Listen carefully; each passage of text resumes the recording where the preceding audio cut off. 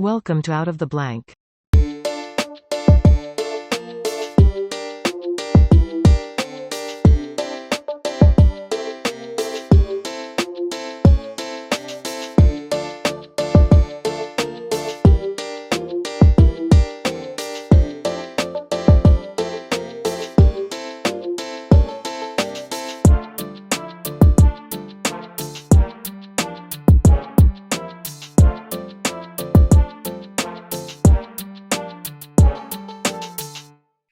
Welcome back to another episode of Out of the Blank podcast. I'm here with Tom. Tom, for everybody out there listening, why don't you introduce yourself to everybody?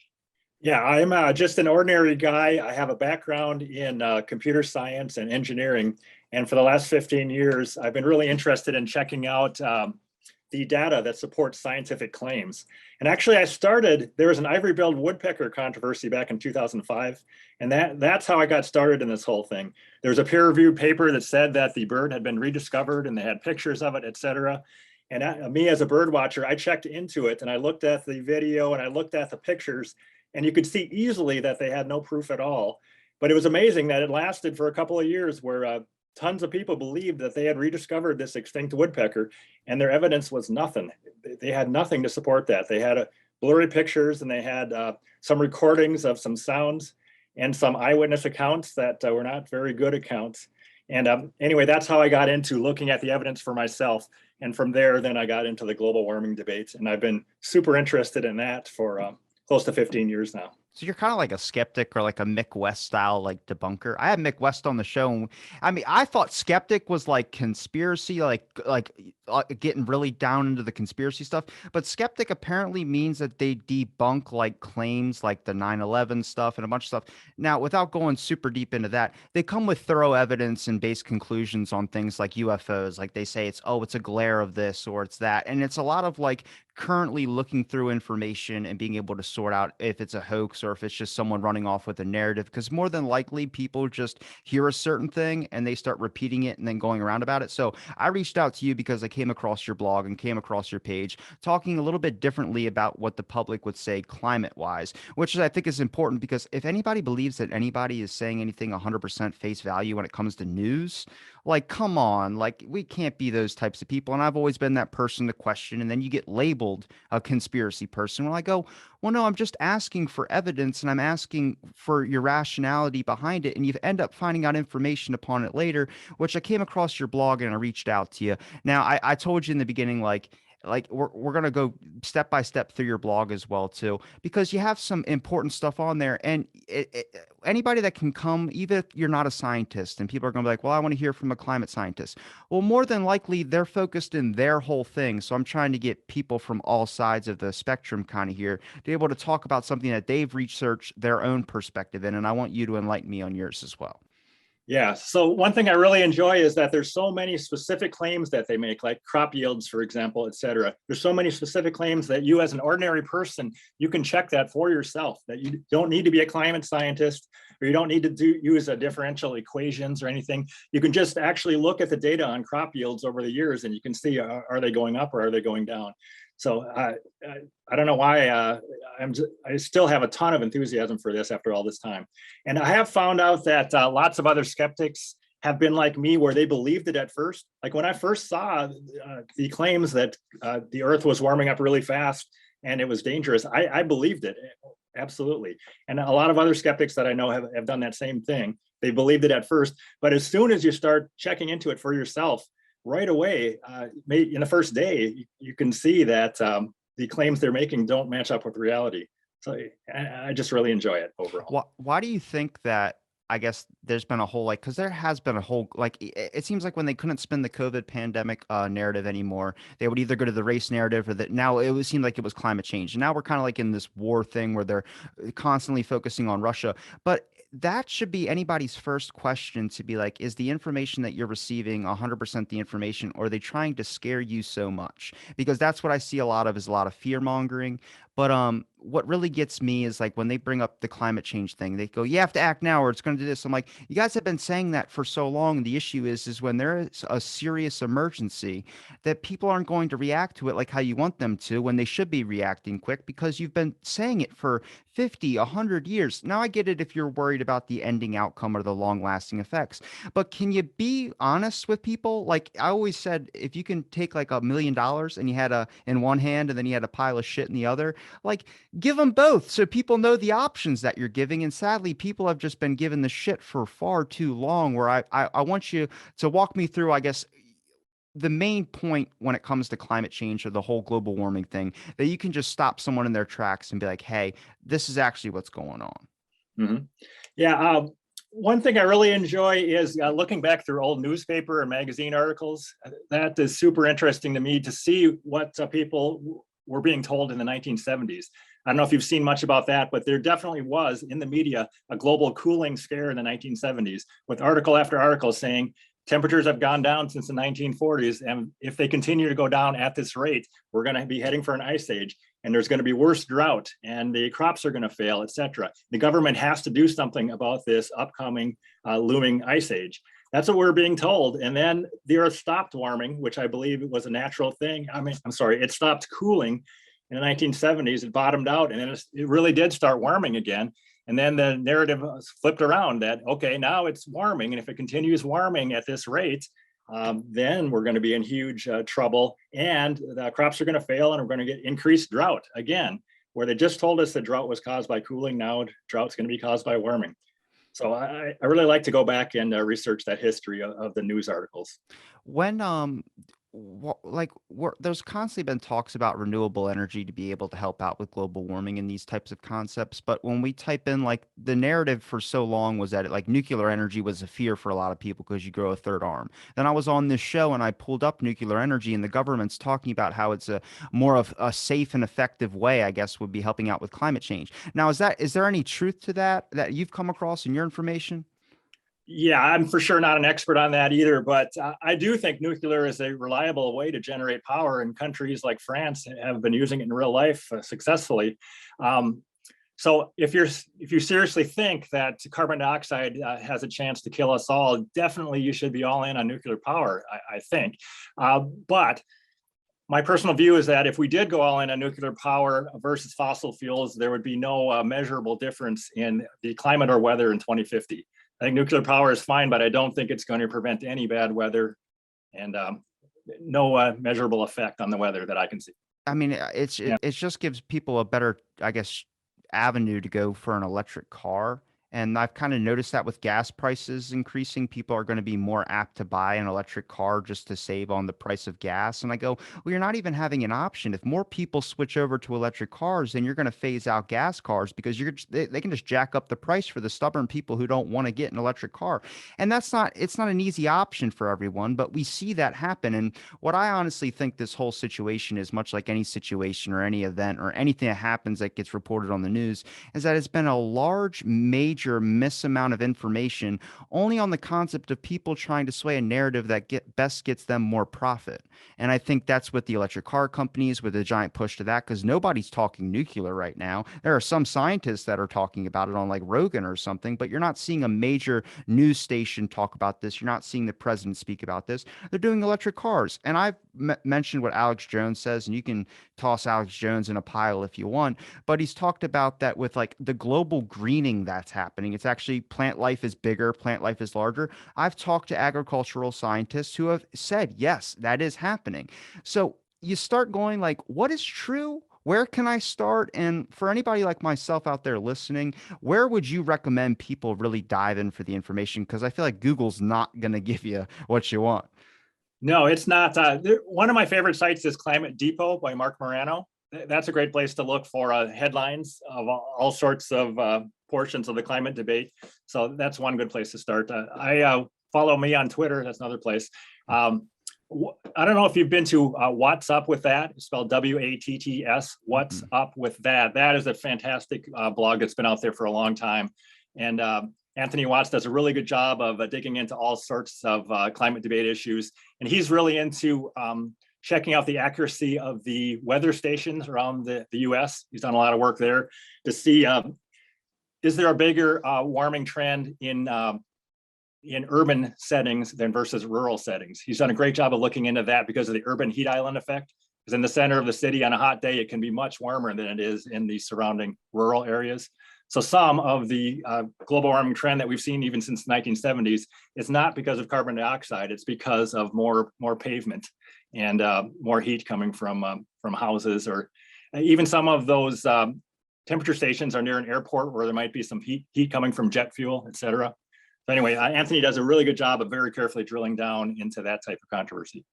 And Yeah. with this in general, I mean, if you're speaking out about climate and the opposite of the narrative, I would say try, even if your information is right and you're telling people like, hey, it's not happening like this.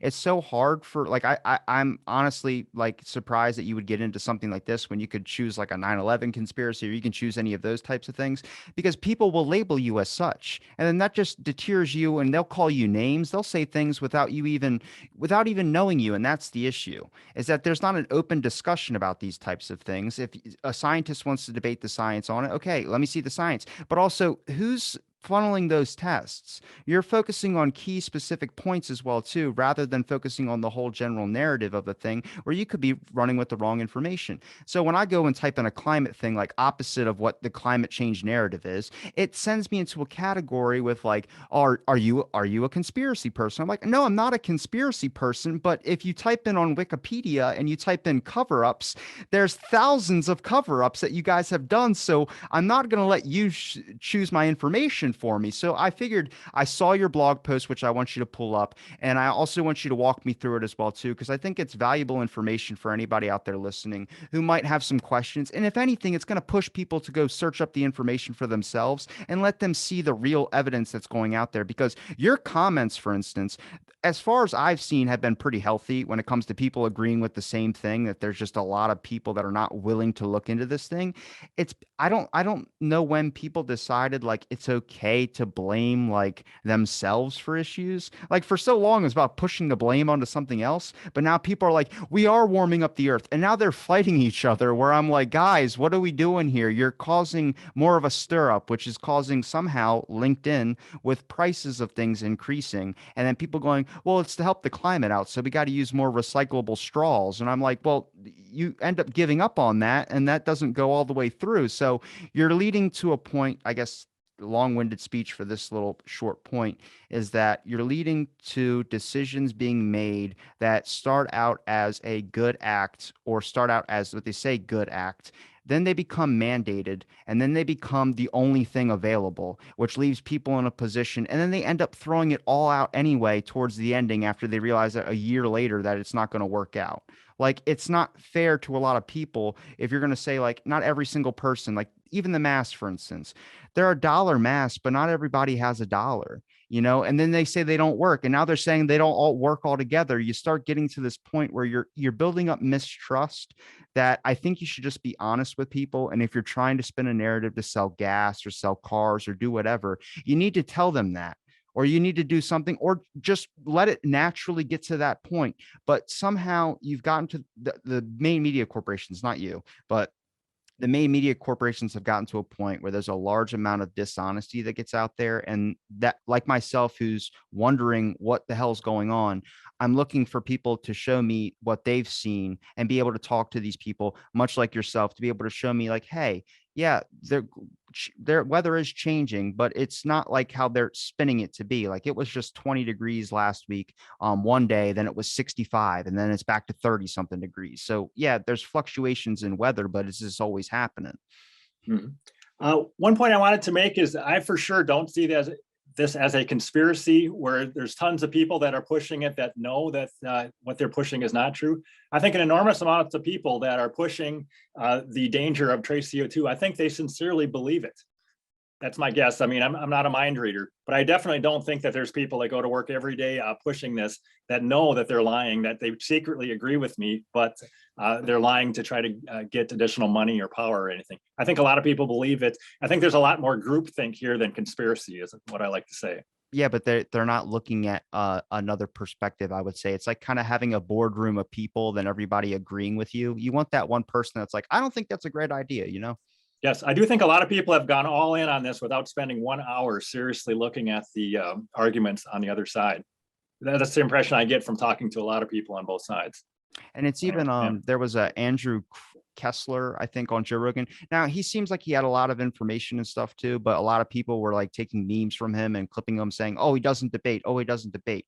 Well, he's not really showing science. The issue is whenever you get into these climate talks or something like that, someone will say, "Oh, well, we have the studies on that." It's like, well, show the studies. They always just mention the studies. I'm like, well, I can say that I have a grandpa that's out in China. It's not true, but I could just sit here and say it and you wouldn't be able to tell if I Right, did or not. right. I totally agree with that too. Yeah, yep, Hmm. So if you want to yeah, pull up your blog, for instance, so we can see some of yeah. your blog Let and me you can pull walk it me up through some of the here. steps as well too.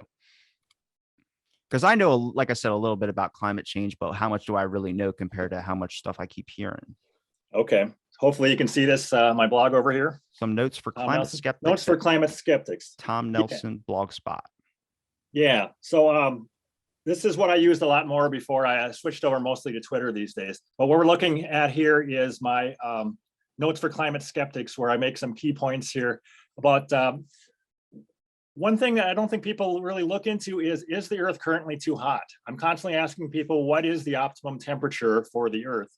Because as you look back through history, humans have for sure done much better in warmer periods than in cold periods. And I don't see any reason to believe that the Earth is currently too hot. And we're told that the global average temperature right now is about 59 degrees Fahrenheit. And the average annual temperature here in Minnesota, where I am, is about 45 degrees Fahrenheit. And there is no reason, there's no real reason that I can see that that is too warm. Constantly people are vacationing in warmer areas, and when people get older, they like to retire in warmer areas. And if you look at a map of the population distribution on Earth, people tend to want to live in warmer areas. So anyway, the I th- fundamental assumption that the Earth is too warm is not true. I think a lot of that is what happens when they hit like a peak hotness on like a summer day or something. It's like 100 degrees or 110 or something, and they think that like, oh, when they hear that narrative, it's like, oh, it must be true, and then they forget about it a week later. But if honestly the Earth was currently too hot, just from like a my own perspective, wouldn't water be melting? But we're hearing the water rise every single year. So I mean, if we're talking about like maybe people's points would be icebergs or certain things in the Arctic that are melting. For instance, they stopped playing polar bear commercials in a sense for like Coca-Cola ads because it was getting people upset. But I look at it like people get upset over anything. So you're kind of just hopping on the bandwagon of like now you don't have to do commercials anymore. Yep. One thing about hot days in summer is that if you look at that data, that the 1930s in the U.S., for example, was much hotter in the summer than recent times. I like to quote on Twitter that here in Minnesota, back in the 30s and 40s, Minneapolis and St. Paul hit 100 degrees 38 times in those 2 decades. And then since 2012, we've hit it one time. I think since 1988, we might have hit it 7 times or something. So anyway, we are hitting 100 degrees way less often now than we did a long time ago, many decades ago. So the heat that is supposed to be coming here in summer, the really hot temperatures have not happened. When it comes to something like an Indian summer, which is what they call like when it's like a warm winter, like when winters don't really snow as much. I think that's a fear for a lot of people. And I think that's the narrative that lets like kind of drives home a lot of what the media says in a sense. I think it's just the earth like has these kind of shifts and resets in a way. And I've talked to plenty of people who are able to elaborate on that even more. It's just so hard because when it is a hot day, which is when you see those media articles or those headlines being put out there, it gets drilled into your head. But I think this past year, like, I mean, I've talked to environmental scientists and I'm like, well, what information is true that we're getting? And it's very, very hard where sadly, I'm not the platform where I can give you a giant audience like a Rogan to be able to debunk a lot of these things, but it's a lot of fear scaring. And I think the best example I can keep going back to is the pandemic.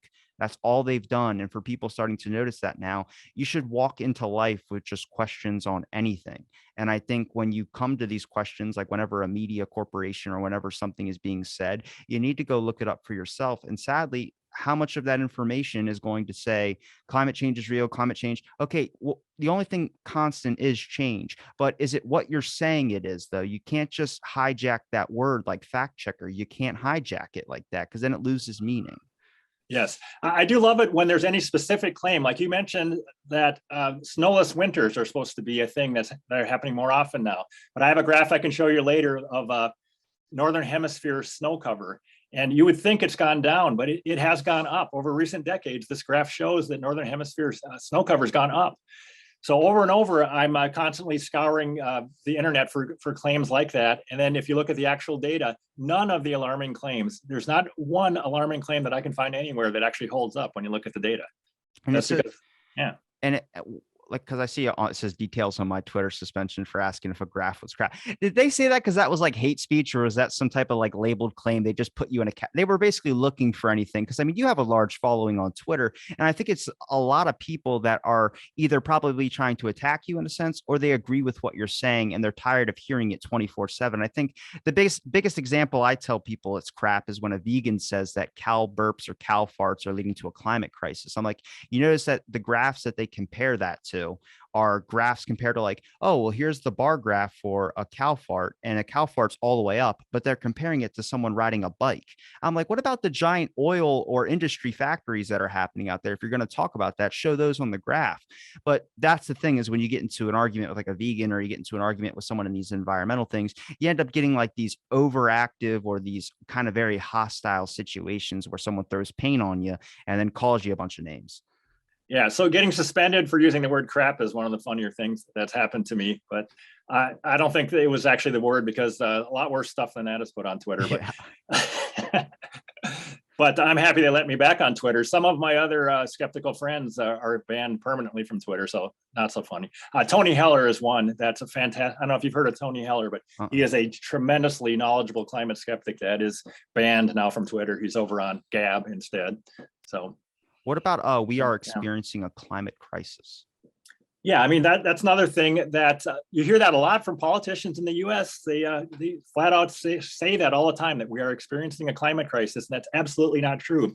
And one thing I just put on Twitter today is that the UN just came out with a huge updated climate report today with over 3,600 pages.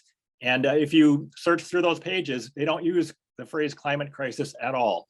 So that's, even they are not claiming there's a climate crisis. It's coming from, that's not coming from the IPCC. It's coming from maybe politicians, et cetera. But there's, as I keep saying, there clearly is no climate crisis. There's nothing wrong with the weather that hasn't been wrong with it for all of human history. So do you think that maybe a lot of this as well too is selling clickbait, and a lot of like the key words like crisis, for instance, is like a high pitched word that's going to pierce your ears and get anybody to really wake up, and then you throw climate in front of it. I mean, it's cool if a media wants to do that to sell articles and stuff like that, but I don't think they realize the damage that they're doing when a lot of people hear that. It's a scare tactic as well too, for in some sense. Yeah, I do think that does get a lot of clicks. And my friend Mark Morano likes to say that if you're just a regular researcher, say you're researching butterflies and you're trying to get some money to do some butterfly research, it might be hard to get some funding. But for many years, if you have said, I'm going to research the effect of climate change on butterflies, then you're much more likely to get funded. So I think a lot of climate change research has been done on that basis, where it's the hot buzzwords that they can use to get more funding. How does that go through so well though? Like, I feel like if I'm a scientist, or if I'm a scientist and I have two pathways in front of me, one to say that climate change isn't happening like how we think it is, and one to say that climate change is happening, they're going to give it to the funding to the person who says climate change is happening. Where not climate change is like just change in general. I mean, extreme case scenario where we're going to be in like a Mad Max scenario, like Al Gore was saying for. Oh yeah, yeah. Let's see. Is that an institution issue, or is that just a narrative issue? I think it's the narrative. I think it's just going with the flow. And I think a lot of those, if you call them butterfly researchers, they're probably not at all into the climate debate, but they know that if they mention it, that that's an important word that you can use to get more funding. I think there's a ton of that. But I don't know for sure. And when it says the weather is getting worse. Yeah. Yep. That's a constant assumption that I see everywhere in the media, that of course the weather is getting worse, and the only question is, what's causing the weather to get worse? But I would back up and say, absolutely, the weather is not getting worse. It's not a matter of maybe the nature has caused it to get worse. But if you look at the history of storms or droughts or floods, if you look at all, you can look at it any way you want. There's been so much bad weather in the past, and there's a lot of bad weather now, but by no measure that I can find is the bad weather getting worse. Now, when we say the weather is getting worse, could this also be an issue of like people being too comfortable now? Like people have their houses 75 degrees all year round. Eventually you get adjusted to a certain climate. Like I feel like you're going to have a lot more people speaking out about, oh, climate change, the weather is getting worse. Only because they've been in their house like 2.5 years without being able to leave. So you're able to control it with your thermostat and keep it to the conditions that you like. So if anything's a slight degree off, let's say you love your house 75 degrees, you walk outside and it's 72, you're going to be upset that the world is going to crap, basically. Yep, definitely. And my dad's a farmer that's been working outside for many, many decades. It's pretty hard to impress him that today is like the worst weather ever, because he has a good memory and he remembers how bad it was. He can tell you in the 1960s, spring of 1965, the weather was really cold, really late in the spring. And I think it is easier to convince people that are 20 years old that things are getting worse than because they just haven't seen so much bad weather yet. I think the older you get, the more you realize that the weather has always been bad.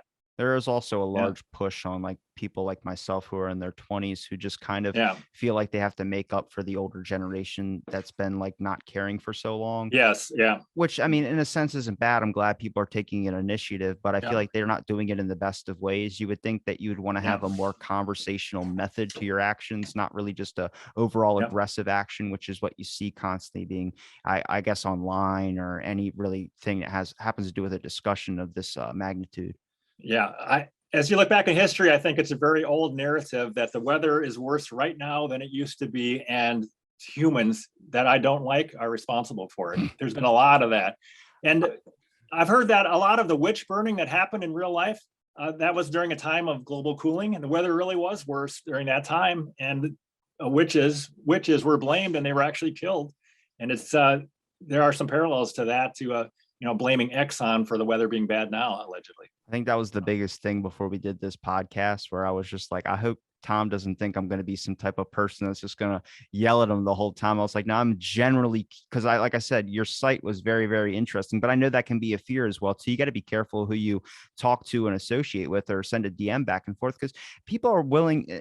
This is what scares me in this day and age, is that people are more than willing to set somebody up for something rather than actually talk to them about these types of things going on and see their perspective, which is, in my opinion, that's I guess a de-evolution in a sense, because we're not moving forward as a society. We're really moving 2 steps back, because there's not an open conversational platform to be able to understand ideas and get different perspectives and be able to sort out the right information for themselves. Mm-hmm. Yeah, I appreciate you not yelling at me, but it would be okay if you did. I've been yelled at and sworn at so much online over the years that I don't really take as much offense to it anymore. Do you But see thank more? you. Do you see more criticism, or do you see a lot more support? I mean, with new people, for instance, like Yeah. myself, I'm a new person. Yeah. One thing I see that's really heartwarming to me is I did feel like 15 years ago, I was way more alone than I am now. I'm very happy that I follow lots of people on Twitter, and I can constantly see new people that I've never met before becoming very knowledgeable on this issue, and becoming very skeptical. And like I said, all you have to do is dig into it for yourself. You don't need to be an expert of any kind. And so I do see lots of people digging into it and becoming skeptical.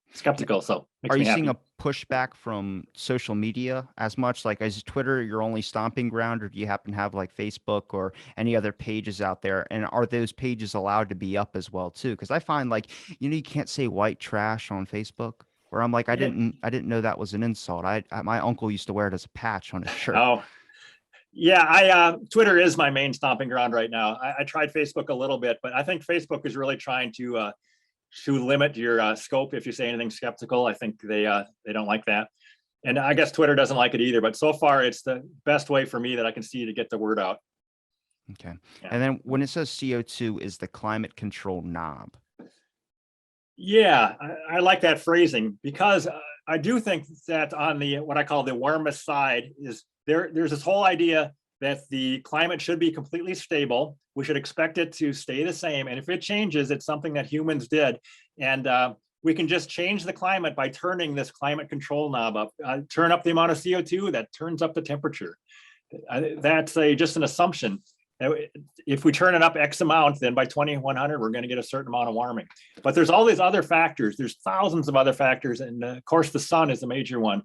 And I think that no matter how much cranking we do of this CO2 control knob, the Earth may well cool anyway between now and 2050. I don't think anybody knows if it's going to be warmer or colder. Yeah, even when the sun gets mentioned, a lot of people talk about, well, climate change is causing more solar flares to happen. It's like, well, no, solar flares have always happened. They're just a weird odd off from the sun. It's kind of like trying to predict like the Powerball numbers in a sense, like it just randomly happens.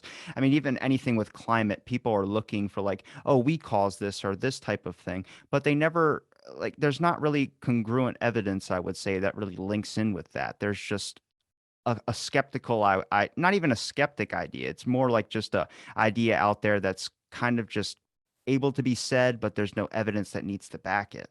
Mm-hmm. Yeah, I do think once humans understand the climate better, we're going to find out that a big factor on the climate here on Earth is the sun's changing magnetism, and that ends up changing the amount of cloudiness on Earth. I really have seen great, brilliant arguments. There's a guy named, I call him Nur Shaviv. He's from Israel. He's a brilliant guy, and he's done a lot of work into looking at the effects of how solar changes change cloudiness on Earth. And clouds are extremely important and not well understood. And I do believe that we're going to find out that that's a much bigger factor than anything humans do to emit CO2. What would be like a typical example of like here, I'll give you an example. Would an example that would work well for the CO2 as a climate control knob kind of be like if they're trying to maybe get a certain selling of something or prices increase on something and they're trying to get people pushed towards that? We saw this during the pandemic. It's now, you can look it up. It's called the red meat scare. What they said was red meat was going to be out and everyone flocked to the store and used their stimulus check to buy red meat.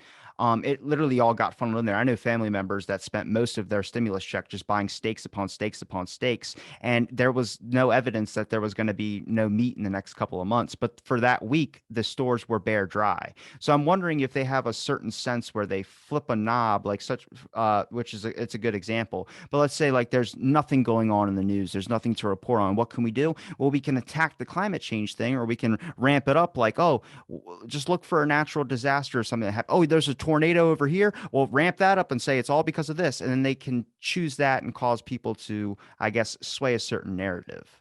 Yeah, I do like that point you brought up about how there's a storm somewhere. So I do think that's a big reason why people might think the weather is getting worse. Just because if you lived in 1850 and a storm happened on the other side of the world, you wouldn't find out about it probably ever. But nowadays, you're finding out about this stuff. If you want, you can find out about horrible weather events happening all the time, every day around the world, because it's a big world and it's happening everywhere. And I think a lot of maybe hurricanes that happened in 1850 out in the middle of the ocean that never made landfall, that nobody ever even knew, there was no record of them even happening. But now we have records of those happening, and we can say, hey, look, we found more hurricanes this year than we used to. I think that's a big factor. Yeah, I started to learn to listen to my grandpa whenever he says, like, there's a giant hurricane coming, and he goes, I've lived here for 60 something years and nothing ever fucking happens. And you realize, yeah, when people flock to Pennsylvania or they flock a couple states away from where I'm at, all because they're afraid that it's going to be like the worst possible disaster scenario, like ground zero. It's the people that live there the longest and know the land there better, but also realize that everything gets hyped up to an overall extreme. And then that leads us into climate science is basic physics. Yeah, I actually hear that claim from people on Twitter, some educated people who think they claim it's basic physics, that all you have to do is run a basic physics equation, I guess, and figure out if we add more CO2, this is what the Earth's temperature is going to be. But that is really, really far from the truth. I say that climate is so complicated that there's absolutely no way we can correctly model it now, because there's so many different factors and all the interactions of those factors. And then even if you knew all the factors, how important each one was, and the interactions and the feedbacks, you still don't know the initial state of all of those variables. If you have 1,000 variables to run your model correctly, you'd have to know exactly when you're starting on day one, what are those values?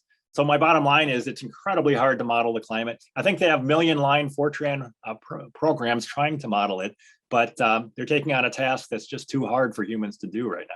Are you coming across any studies that people are doing that are able to back these claims, like that they're making? Like, where are they getting their evidence from? And if you have come across any, are you seeing anything that they're leaving out? Because whenever I ask, like, I get into I'm not even a vegan, and I don't even really eat meat at all either. I live in a fish town mostly, but I mostly just do, like, because I have a digestive issue, I mostly just do protein shakes and all that. Okay. But whenever I say no, vegans, like, they don't make any sense, people go, well, then you must be like a hardcore meat eater. I'm not one of those either. I'll talk to the other person and be like, no, I'm not a meat person at all. But they always bring up the claim it's basic science. That's usually what I hear.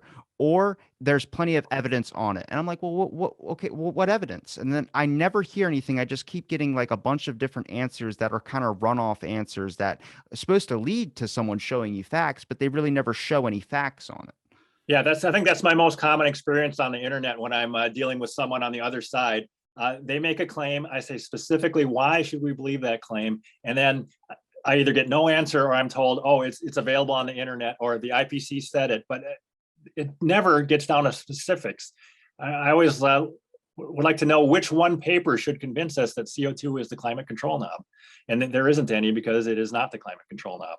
So I really like in doing any of these debates to ask for specifics. I think what you're doing is great. Yeah. And almost all experts believe in items 1 through 5. Now, why did you choose to label that if you put them out 1 through 5 already? Do you think that all experts go back to one of these points, which is kind of like, I would say, not really a hint that they might be feeding you a story, or a hint that this is possibly the narrative is probably wrong?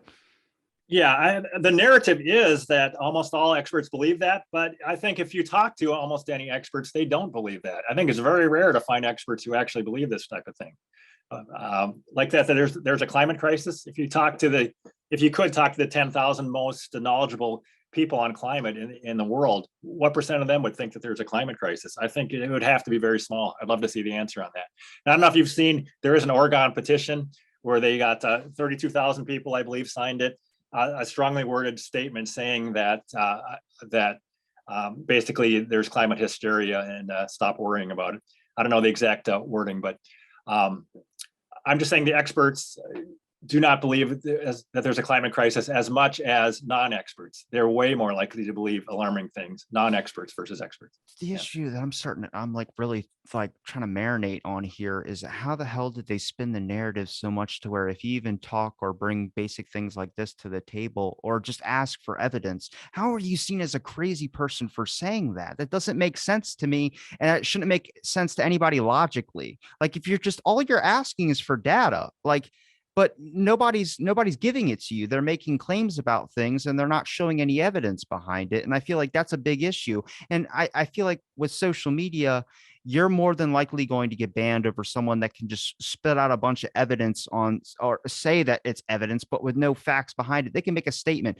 The issue is that if you made a post saying climate change is not what you think it is, that'll get some likes from your community. But if you look at like a basis of the general public, if someone puts up saying we got to end climate change now, that's 1,000 likes, 1,000 retweets. And that's when I start going, well, what the fuck like, what are we hopping on here? Right. You would never get banned for saying something crazy on the alarmist side that I've seen. You can say anything you want about climate being alarming or humanity ending in 12 years or whatever, and you won't get banned for saying that. But it's not fair, I guess. I don't know.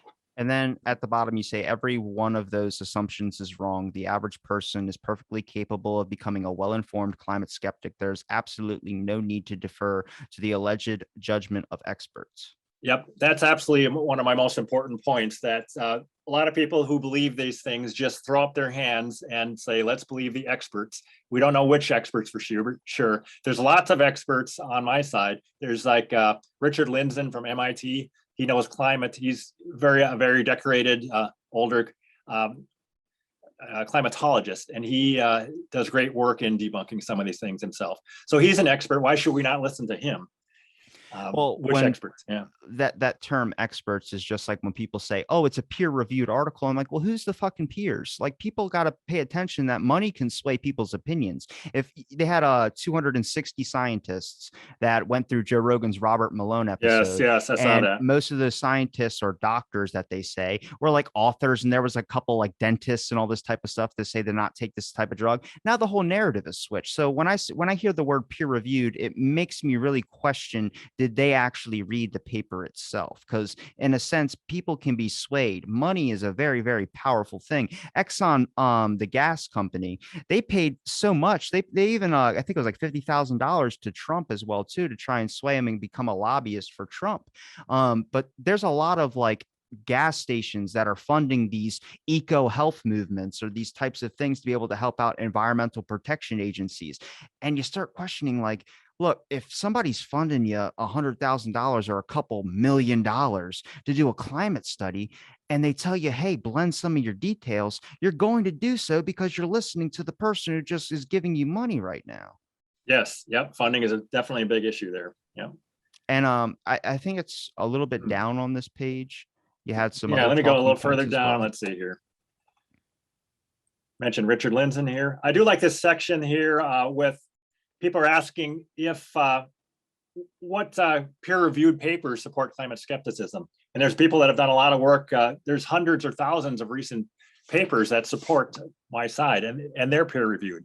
So it's not like there's 100% consensus in the peer-reviewed literature that there's a climate crisis. It's very far from that. So if you actually read the papers, you find all sorts of backing for the idea that there is no climate crisis. What when you went down I would say the rabbit hole in a sense, when you start finding out all this information, did Yeah. it just keep leading to more and more and more and more? Like, did the algorithm switch for you, or was it a lot of you had to type it all in and be able to find the information out? Oh, in terms of finding stuff on Google Well, I mean, or just that algorithm? Yeah. like, because algorithms, they show you suggestions on things that you're already looking at. But I feel like when it's a narrative like this, or when it's something like this is something that if they're already lying about it in a sense to the general public, they're going to try and make sure that algorithm is flagging those things. Or if I type in climate change, it's going to give me 10-page results on climate change is happening and how the world's going to die tomorrow. But then on like the ending pages, you're going to see all the people that they would call conspiracy theorists, which isn't a conspiracy. It's just evidence that there's another refuting point to it that nobody wants to let in. Yeah, one interesting thing for me has been I've found a lot of new information through just comments on my blog and replies to my tweets and things like that, because they can't censor those, which is great. Nobody can, if there's a climate skeptic on my blog and I get a comment, for sure I'm going to be able to see that. And there's no algorithm involved, is what I'm saying. So that's been really good for me. And in fact, the whole way, the reason I got kicked off into climate skepticism, I was running my blog and doing the ivory-billed woodpecker, checking on that evidence. And there was one comment there where this a guy said, there's all the peer-reviewed science on the ivory bill is wrong, et cetera. There's a lot of propaganda here, and it just reminds me of the climate debate. So he ended up sending me an email pointing out how the ivory bill debate reminded him of the climate debate in terms of peer review not necessarily being correct and skeptics being vilified and all sorts of things. So anyway, tips from other climate skeptics have helped me a ton over the years. And it says Yeah. no consensus, only 0.3% of 11.94 Yeah, climate 11,000. climate papers from 1991 to 20, is that 11? I'm sorry, 2011. Yeah. 2011 found Yeah. less than 50, or is it? Yeah, that's less greater than. Greater than 50% anthropogenic. I So failed that's math just 4 times. Oh, so give me a yeah. break. I'm sorry, it might not be easy to see, but that's just saying that they might count that paper I mentioned about the guy doing the butterfly research and saying that climate change affects butterflies. As they go through all these, they might call that a climate paper, and they might try to draw a conclusion about the butterfly researcher. Hey, he's on our team because he also buys into the narrative. So this no consensus statement over here is just saying that very few papers are actually looking at the warming since the 1970s, for example, and trying to tell us how much of that was natural and how much was caused by humans. There's hardly any papers on that. Now, a lot of these links on this blog site, the ones I'm skipping over, are ones that people have to basically look into themselves on the site, which you have thoroughly laid out as well too. But I want to get to this point right here. Crop yields are way up. Now, what exactly are they spinning about crop yields, like you were mentioning, I think, to me a little bit in the beginning? Yeah, I'm constantly seeing claims that climate change is going to cause crop yields to go down. And in fact, I think I read that just this morning on the new IPCC report that just came out. They were trying to sell the idea that additional CO2 in the air is going to make crop yields go down. And what I keep saying is we've been burning fossil fuel now for maybe a couple hundred years. And if that was going to cause crop yields to go down, you'd think we would have seen it by now. But if you look at country by country, if you look like worldwide grain yields, et cetera, those crop yields just keep going up. And we're just, the yields per acre on wheat and corn, et cetera, are way up over the last 70 years. And part of that is because I think there's more CO2 in the air. That CO2 is not the climate control knob, but it is good plant food. And I have a little thing I can show you later about growing crops at different levels of CO2. And as more CO2 is in the air, the crops are visibly bigger. And I don't know if you know this, but people who grow crops in greenhouses often artificially put extra CO2 in the air because it makes a big difference as to how well the plants grow in that greenhouse. And it's also how they use the words too, because a lot of the push now is carbon emissions, but they're not being specific on what carbon emissions. People immediately assume cars, and they're not looking at other factors as well too. When they start doing these carbon bans, you really have to read through what they're banning, because I mean, carbon isn't made up of everything. Trees are carbon in a sense. So you're looking at a lot of issues that start to boil down. But like I said, you can't just carbon dioxide, carbon monoxide, that's how it all starts, is they start blending the words close together. Even if it's a slight category off, it makes it very, very confusing when you start talking about carbon emissions. Then you go, well, which carbon though? Because we exhale out carbon dioxide. So you get to this point where it's like, if we're all made up of carbon, when you start doing a carbon ban, what exactly are you banning? Yep, I do think they love to call it carbon pollution, and they don't like to call it carbon dioxide. It really is carbon dioxide that they are telling us causes bad weather. But that's invisible, it's colorless, and it's not harmful. They want to call it carbon because they want you to think of black carbon and it's going to make everything dirty, et cetera. And you made a good point about exhaling carbon dioxide, that the amount of CO2 in the air outside right now is just a little over 400 parts per million. And I don't know if you know how much carbon dioxide we're both emitting right now as we're talking here, in terms of parts per million. And that answer is 40,000, about 40,000 parts per million. So that was way bigger than what I was gonna guess. Yeah, we're exhaling a lot of carbon dioxide in terms of parts per million, but in the air there's not really very much. So I keep saying that just the fact that outside there's 400 parts per million, or maybe it's 410 right now. The air is absolutely not polluted because of that. It's fine. It's plant food. It doesn't harm anything. Now, the wildfires one, Yeah. we talked off air about this. I've talked to tobacco policy people. I've also talked to tobacco lawyers. Now, in a sense, you could say, well, they're lying to you about cigarettes, or it could be the media that's lying to you about cigarettes. But there's been a movie that's been done about, there was I would say like an Antifa, not really an Antifa person, but one of those like activist type people. They lit fires around the firefighters who were trying to stop the California wildfires that were happening when we had the California wildfires happen. Was it a couple of years ago now? They were trying to light a fire around the firefighters to keep them trapped inside of it, because they were just trying to strike a movement. The person got arrested and went to jail, and they actually made a book about that person as well too. A lot of wildfires, people think like, oh, it's from someone throwing a cigarette out the window. Well, when a cigarette burns all the way down, that filter blocks it from starting a fire like this. That was a thing that they did in like 2000 or something like that. But with wildfires, a lot of that they're not talking about when they say the number of wildfires have increased. They're not talking about what's causing the increase of it. And that's when you have to start questioning, because people start assuming that, oh, it's because the air is getting warmer. Well, I've talked to a radio astronomer who has told me that one of their satellite systems in Africa that point up at the stars, it's a giant green laser, like those green laser pens that they banned a while ago. There was issues with it where there's a factor in their actual contract of usage for it where you cannot aim it at close to any plant life. I think it's like 100 feet near plant life, because it will start a fire. And that's a lot of things as they get tossed in there with the wildfires as well too. But people start thinking that, oh, it's because the sun's too hot. That doesn't make sense. Mm-hmm. Yeah, another key point about the wildfires that's also involved in lots of other propaganda is you can draw a graph showing that wildfires have increased if you choose the right initial day or initial years. I don't know if it's maybe the 1980s, there was not very many fires, I have to look that up. But in a graph of US wildfires, number of acres burned, the numbers are huge in the early part of the 20th century. But you can find some time period later in the 20th century. And if you start your graph there, then you can make it look like wildfires are increasing. Same deal with heat waves. Like the heat waves in the US in the 1930s, really bad. If you start your graph maybe in the 1970s, then it looks like heat waves have increased since then. So And we say that this one right here, I have like you have to explain a little bit more to me. Polar bear population is way up by a factor of 4 to 6 since the 1960s. Everything I've heard has been that we're killing polar bears. So like you're kind of shattering my childhood in a sense. yeah, I also have a graph to show you there too, that the polar bear population, probably because of overhunting, was pretty low in the 1960s. And the data that we have now shows that the population is way up. Maybe there's 4 to 6 polar bears around right now versus one for every one that was around in the 1960s. And yeah, we're still hunting a lot of polar bears. Humans are killing hundreds of polar bears per year still. And if we're concerned about the polar bear population going extinct, I would say the first thing we should do is stop hunting.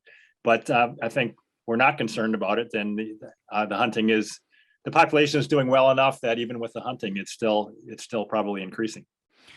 And do you think that a lot of this, like you're seeing a lot of people who are involved in the field, like are you like when we look at like crop yields, for instance, are they talking to farmers about like the on experience that these people are doing? Or are they looking at scientists who are taking a general consensus of the thing? Because I've talked to plenty of ancient historians and I've talked to a lot of scientists and stuff.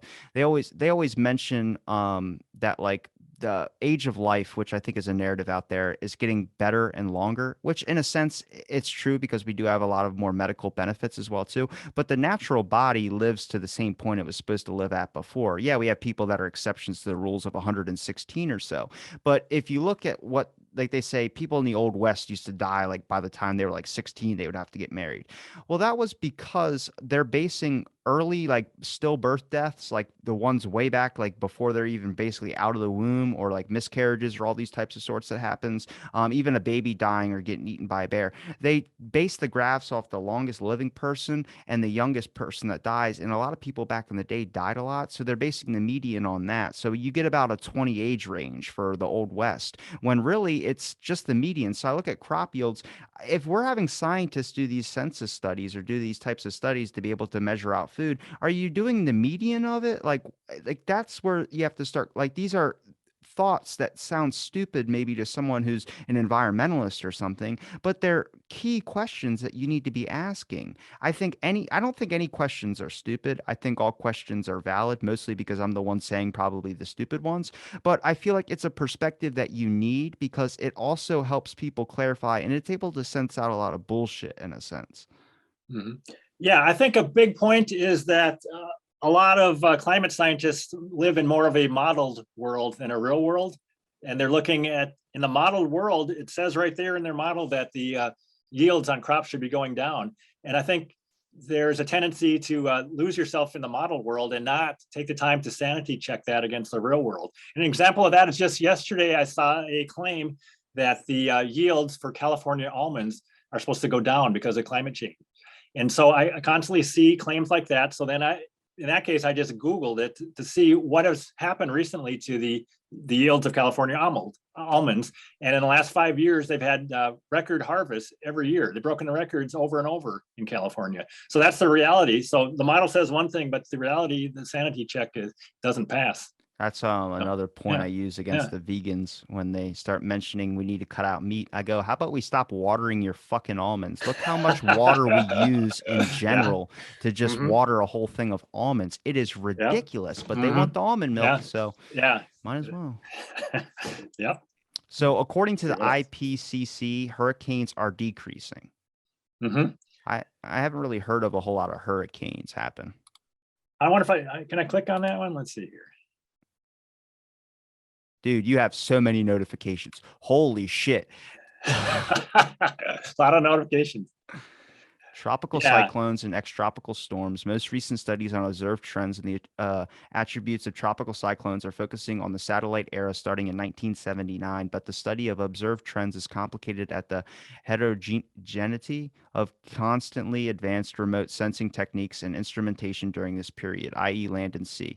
Numerous studies toward and beyond AR5 have reported a decreasing trend in the global number of tropical cyclones and or globally accumulated cyclonic energy. Now, people that are going to refute this are going to say, well, these are from 2016 or 2011. Why don't you find something more of recent? It's like, but they're basing it off of a long time period. It says starting in 1979. right, right. So if we're going to see the signal of hurricanes getting way worse, I would think we would have seen it by now. Again, since we've been burning fossil fuels for hundreds of years, and we're definitely not seeing it. So maybe this is all going to reverse in the next 10 years and things are going to get terrible, but that's not the trend in anything yet. So let me go back here. You have to hit the back arrow up top. That back arrow. Yeah, do it one more time. There you go. There we go. Now we're back. Okay. Let's see, where were we? After 10,000 years ago, there wasn't much ice in the Arctic. It's only in the last 1,000 years that we've seen coverage of ice that persists significantly through the summertime. So, okay, but what about the article that came out about the Arctic, I guess, floor level, the base level is the highest it's ever been. It was like 100 and something like that. Which one was that? Is it the highest ever? It, Highest it, temperature, maybe? Or yeah, it was the highest temperature. okay. It came out like a couple months ago. It was like a weird thing where it was like, what's going on? It was around the time that you saw the oil, that oil Yeah, refinery that was creating like what people were calling like a biblical event happen in the middle of the ocean yeah. where it was just this fiery hole. I'm not sure on that one, but definitely temperatures fluctuate a ton in the Arctic, both in the short term and in the long term. I have a graph I have somewhere where just in the 20th century, temperatures in the Arctic fluctuated a lot. And if you go back way further, like even 10,000 years ago, there wasn't much ice and polar bears were around then. So polar bears were going to go extinct because of not much ice. How did they get through that bottleneck? That's one thing. And then further back, there were crocodiles and there were palm trees in the Arctic. It was warm enough on Earth naturally for those things to exist way up there. And again, people are saying that if the Earth warms a little bit, there should be a positive feedback, and the warming is going to feed on itself until the Earth becomes uninhabitable. But if it was warm enough for crocodiles in the Arctic, how come the positive feedbacks didn't continue, and why didn't the Earth become uninhabitable then? I like to bring that one up. So, Yeah. because you have a lot of information on this site, so we're gonna end up sitting here for a while about it. But I was for people, I'm gonna link in your description as well too for people to be able to look at this. But do you feel like there's any strong points that you have that you want to show here? Because we've been talking for an hour. Any strong points that you feel like you can add on here as well too, and I'm open if you have any friends as well too that can help elaborate on some certain other parts of this topic that you might not be informed more on, such as like if you're basing all your like climate change is such a giant topic. I feel like there's a lot of information that just other people in your community probably have a better grasp on as well too. I'm more than happy to talk to them about this too, but your site is thoroughly linked in, and each one of these blue little highlighted parts as well too for people that are watching the video on Spotify and YouTube.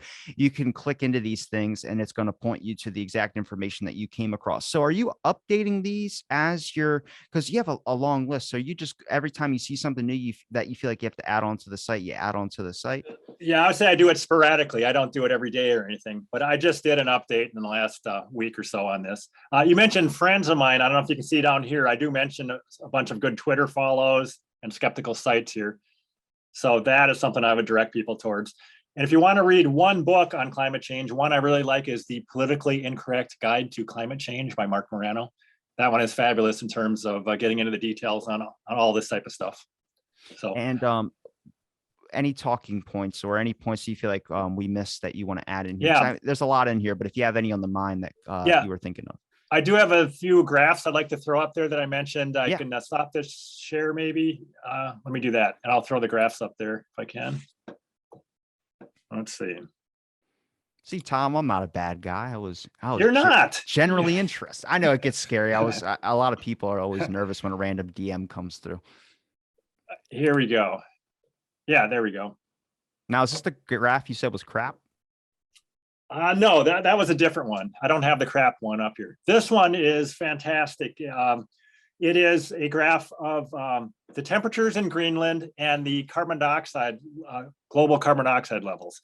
So I'm going to start at the bottom here. This red line, over the last 7,000 years, it's going up and up. And this is carbon dioxide going up for the last 7,000 years. So you would think if the carbon dioxide is going up, then the temperature should also go up. But in Greenland, over that same period, the temperature did not go up. The temperature went down. So this alone makes it look like carbon dioxide must not be the climate control knob. If for 7,000 years, CO2 went one way and the temperature went the other way. So something else must be going on here. That's the important thing from this graph. Have you thought about anything else that could be going on that could be leading to this, or is this just a renewable energy type situation that they always seem to go to second? No, I think my major point is that the Earth is just tremendously complicated. The Earth's climate is very complicated. And I'm not sure anyone knows for sure exactly what caused temperatures to fluctuate like this in Greenland. Just so many different factors. There's ocean currents, and there's that whole, all the variations in the sun causing differences in cloudiness and other differences too. And all sorts of stuff that's going on. We don't know for sure. But it's not so simple that just reduce CO2 and we're going to cool the Earth. It's definitely not that simple. So let's see. Yeah, another point I wanted to make here is that people just assume that if it gets warmer, more people are going to die. But here's a Lancet study here from 2015 that shows worldwide cold kills 20 times as many people as heat. So yeah, that's why old people can't get cold. Yeah, and that's why people move to warmer places when they get old. Florida. Too. Yeah. So an argument could be made that another degree of Celsius of global warming might save lives because less people might die from the cold, possibly. But cold times are definitely tougher than hot times. And I say that for college students, sometimes college students get drunk and they end up, falling asleep in a ditch someplace. And if you do that on a hot summer night, it might just be a funny story, haha. But students do this sometimes when it's really cold and they die because cold is way more dangerous than heat for humans. Yeah, I live in a beach town, so it's like a destination hotspot for when you're going on like senior break and all that. And that we see like 1 or 2 deaths every summer, basically, when it comes to a situation where someone falls asleep drunk in a situation they're not supposed to be in. Okay, just going through this, another one here is that climate-related deaths are way down since 1920. If you look at the blue line here, in terms of floods, droughts, etc.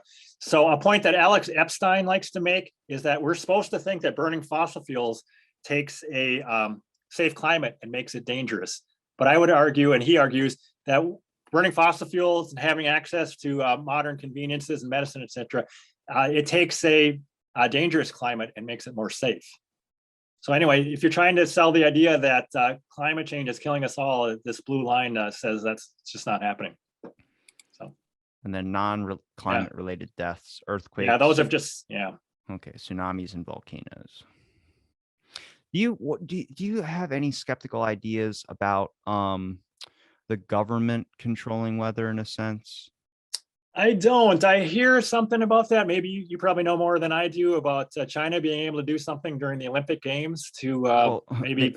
They did 2 Corvex tornadoes that hit the Wuhan lab when everyone was starting to look back into the lab. So I just go, they've been known for tsunamis and earthquakes, but I never thought, you hear 2, like it was a record thing over there that we've never heard of. But HAARP Institute actually had programs developing kind of weather manipulation, and there's been government projects that have been able to do so. Now that it does get labeled into the conspiracy thing, I don't think it's that at all too. I just look at that like I don't know, man, I'm open-minded as hell. And when it comes to any evidence or any other types of things, I honestly think this whole one thing is a snowball effect. This has just been a conglomerate of shit piled upon shit, where we might be seeing the effects of that. And I think people want to find an answer to it rather than it being 100 things. They go to, oh, it's climate change. I'm like, well, it could be a massive amount of shit going on. Yeah, I mean, you hear stories of some Bill Gates related research where maybe we can block out the sun and make the weather better. He launched a missile to our atmosphere to dissipate particles. That was an idea where if you let this climate narrative get really out of control, right now, that seems like if he tried to pass that, it would happen. Yeah, so I think that's just a horrible idea. And that brings up the point that a lot of the ideas to solve climate change would make things way worse.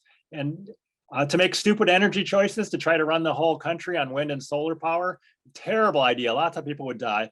And then another example is well-meaning people might try to prevent bad weather by blocking fossil fueled energy plants in developing countries, let's say Africa. You think you're doing a good thing by trying to block let's say a coal plant in Africa. You're trying to help people out by doing that, but I think that's an evil thing to do. I think people need hospitals that are powered by reliable power plants, and if you block reliable power, you're doing a bad thing, not a good thing. Yeah, Yeah. there's that's my main fear about the media thing is that when you purport an enemy to people, people try and stop that enemy, but they don't realize the chain reaction that's happening. If a hospital shuts down, they got to run on a backup generator. How many things is that generator able to hold? And what happens to say if that generator doesn't work properly? Then you got people dying. Yep, big problem. Hmm. Okay, I just wanted to mention, I love this graph from the US EPA of heat waves. It shows that the heat waves in the 1930s, heading into 1940, were way worse than any heat waves we've seen now. And they had this up for quite a while. And I just noticed recently that they changed their emphasis. They didn't want to show us the whole graph. So they emphasized that heat waves have gone up since this. They cherry picked some time here where there weren't very many heat waves. They're saying, hey, look, because of climate change, heat waves are getting worse. But of course, if you show the whole picture, they're not getting worse. Now, Yeah. I was talking to a paleontologist, Peter Ward, who's pretty respected. He has many different hypotheses and is known for creation of an extinction event as well too. There is something I think you should look up, which is there. You know how elephant tusks, their ivory was always they were hunted for their tusks. There's the same situation happening with giant clams. His whole thing that he's doing now is he is trying to stop these giant shipments and craters of like tons and tons. I mean, thousands of tons of giant clamshells that are being shaved down and filed down to make trinkets out of. And that messes with the coral reef, which has a major environmental impact. He also kind of is in the stance too. And people talk about climate change. He doesn't think that it's this whole entire situation with this heat, even though he talked about being in his house in 110 degree with no air conditioner in Seattle. But when it comes to it's these other things such as unethical human treatments of other animals and things that are productive in the environment messing up an ecosystem are the major functions of what he talks about when it comes to climate change. Not all this gas and human made stuff. It's more about humans interaction with the environment when it comes to a factor of ripping animals and stopping animals from populating or doing their system. That to me makes a lot more sense. And speaking to, like I said, I don't want to say speaking just to a scientist, but also talking to him about that. That's a different perspective I never thought of, which I'm sure you can probably find some evidence or find something on that as well too, and probably see a different perspective from it as well. Yeah, I think it's an important point that there are real environmental problems, and there's some real pollution. And I think it's a distraction for us to use all of our energy and money trying to fight carbon dioxide for no good reason. I think we should fight actual pollution and not fake pollution. Yeah. Yeah. And the 35 deadliest tropical cyclones in world history. Yeah, so I just wanted to make this point that we're supposed to think that cyclones are getting worse. So if there's a cyclone any place and it kills 10 people, that's a huge tragedy, of course. But if you look back in history, and if you just focus on this column right here, you can see that there are a lot of just terrible disasters that happened a long time ago. 1584, whatever, 1281. And this is, of course, is when a lot less people lived on Earth, but there's been a lot of just terrible storms that happen naturally. Humans did not cause them. And the death tolls are not going up. I'm about to say, well, even if it's less people being on the Earth, look at that death count is fucking extreme. Yeah, hundreds of thousands. Yep. I mean, I get it if you're talking about like a sense of like, oh, they didn't have protection against this stuff like how we do now. But I'm like, that was 1970 and there was 300,000 to 500,000 fucking deaths. Like, that's not the old West. That is the 1970s. Yeah, it wasn't that long ago. It's too many people on cocaine or something outside. Oh, here's the one I wanted to mention. I mentioned this before about the polar bear population. Here's population estimates here from Susan Crockford. 1960s, they don't know for sure how many there were, but somewhere in this range. And there's been other population estimates, and you can see that now, no matter how you slice it, there's more polar bears around, a lot more now than there were in the 1960s. So carbon dioxide. They said there's a range between 25 and 60, and then in the 1960s they have it looks like 5 to 15. Yeah. Yep. So anyway, talk about that control knob. If you just turn the CO2 control knob, that's not how you can control polar bear populations. That's not how it works. Here's just another graph that goes way back into time, 600 million years in time. And the part I wanted you to focus on here is this black line. And this is atmospheric CO2 that they've figured out using proxies going way back hundreds of millions of years. And the important point is we are right now down here on the right side. I don't know if you can see the cursor. Yeah. We are at 400, just over 400. We're supposed to panic because that's too high. But if you look back in time, most of the last hundreds of millions of years have been way higher than it is now. It's historically low if you look at that time period. So the idea that the air is getting full of CO2 is just not true. That's my major point. That makes sense? And yeah, and all these graphs are able for people to look up this evidence as well too, right? Yes. Yep. They all are. Yep. Yep. I mentioned this one before too. I think this is a good one, that CO2 is not the climate control knob, but it really is good plant food. And here's a guy that grew basically the same tree under different amounts of carbon dioxide. So just if you grow it at 350, a tree is this big. And as you add more CO2 to that ambient CO2, if you add 800 more, if you get to 800, then the tree is much, much bigger. You know what sucks is that a great point to this would have been talking to your plants, but people think if you're just having an emotional connection with your plant, and it's like, that's not it. When you talk to your plants, whether you yell at them or you're just around them speaking to them, you're letting off carbon dioxide into their air, and that's causing them to grow bigger. Like, that's why I think that's probably true. I don't know. Yeah. Well, that is a true thing. I talked to a botanist about that a long time ago. Oh, and he said it was because of the CO2. That is, I don't see why it wouldn't help. Yeah. Okay. Here's another point. I think this is a good one about how we're supposed to starve if it gets a little bit warmer. But here up in Canada, we're looking at 3 provinces up there, and this green area outlines where we can grow wheat now. But if we were to get 1 C of global cooling, then we're down here. And if it drops another 2 degrees centigrade, then you can just barely grow wheat up there at all. So this whole idea that warmth would reduce the global wheat supply, I think that's a non-starter. I think cooling is a much bigger threat than warming in terms of trying to feed the world. See, my fear right now is that we have too many people that are already brainwashed into one thing, that they're not going to be open to these ideas of looking through any of this evidence as well too. Yeah, I do think that the whole COVID experience over the last 2 years, I think the COVID experience has made a lot of people question whether they should just believe whatever the experts just said. I don't want to get way off into talking about COVID, but I don't know if you saw this Saturday Night Live skit just from last Saturday, where for 5 minutes they had a bunch of people kind of questioning the narrative on COVID, which is, it made me happy to see that people might be thinking for themselves a little bit more. I hope so. And I hope it's not just a thing that lasts like a month. You know, people move on to the next thing. It seems like we forget about trends so quickly. It's like not too long ago, everyone was talking about Epstein or no, Gabby Petito. And then everyone forgot about her. And then you hear. That's right. It's just the fluctuations in people's thoughts and what trends is insane. Mm-hmm. All right, this one's kind of a busy graph, but this is just showing us the change in global average temperature over the last few thousand years. So there's the Minoan warm period, very warm. There's a Roman warm period, and then it was warm enough for the Vikings to settle over in Newfoundland here.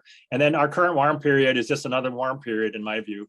It's not even as warm as it naturally was back a few thousand years ago. And again, the polar bears lived through that. Almost every species that's alive now, maybe every species, lived through this previous warm period. So they're probably not going to be killed by the current warm period either. And then if you look really carefully later on at this graph, it shows that the cold periods have been worse. There is starvation. I think somewhere it mentions witches being burned, etc. That cold periods for humans have definitely been bad periods. Warm periods have been good. Yeah, here's the Great Famine and Black Death over here. Yeah, they always say that cold periods are when you see the most, you see the least amount of growth. Warm periods, you see the most amount. Yep, and actually here it is. Witch hunts reached their maximum in 1600. 50,000 witches got burned. Jeez. Yeah, what a tragedy. All the carbon. No. Yeah, because of all the carbon. All right, I'm almost to the end here. I mentioned this earlier too. This is Northern Hemisphere snow cover extent. If you listen to the propaganda, you'd think, hey, we're getting way less snow than we used to. But if you look at the actual data, we're getting a little more snow than we used to. I don't know if anybody knows why. and it's a natural fluctuation. At some point, it's probably going to fluctuate back. We But just had record snow in my yeah, town like last yeah, month. So yeah. So we'll see. Oh, here's a longer view of sea level rise. I don't know if we've talked about that much, but global sea level rise, according to NASA, sea levels are up 8 inches since 1870. So that's just that's not that big of a rate compared to this is the last interglacial. It rose 400 feet in the last 20 centuries. So on average, I've had a few people talking about the younger dry ice impact hypothesis. They mentioned meltwater pulse 1A multiple times. So I would type that into Google, or meltwater pulse 1A, and then type in drier younger hypothesis theory in like whenever we get done here. And you'll probably find some articles that'll link both in there as well too, because their whole point as well too is that the Earth goes through these cycles and these things. And when you have a comet or an asteroid hit a planet that just fluctuates the whole change, it's not humans that are causing a suicidal extinction of their own species. In a sense, possibly true, but that happens probably to do with plastics. I mean, our fertility count has dropped from 97% from our great grandparents to 42% in today's time, which is why you're seeing such a mass amount of infertility issues and also miscarriage issues. There's just everything we use is plastics. Like in Singapore, they used to be like one child minimums, those types of situations. They're literally paying people to have kids because it's so damn hard for them to have kids. Wow. So I like I said, I think everyone's looking at the wrong robber with a gun. I think everyone's pointing at a random citizen who's using a carry protection right. I think you're right.